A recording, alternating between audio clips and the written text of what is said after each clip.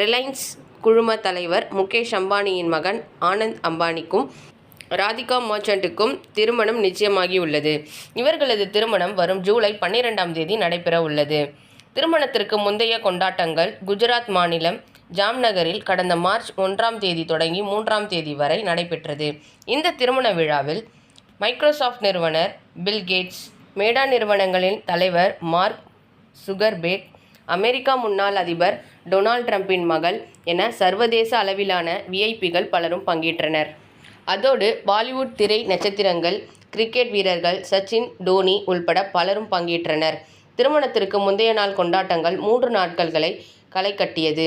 அம்பானி வீட்டு திருமணத்தின் பங்கேற்க நடிகர் ரஜினிகாந்த் தனது குடும்பத்தினருடன் நேற்று சென்று இருந்தார். ரஜினிகாந்த் சாதாரண டி-ஷர்ட் அணிந்து கொண்டு மிக எளிமையாக சென்றது அம்பானி வீட்டு திருமண விழாவில் பெரும் கவனத்தை ஈர்த்தது.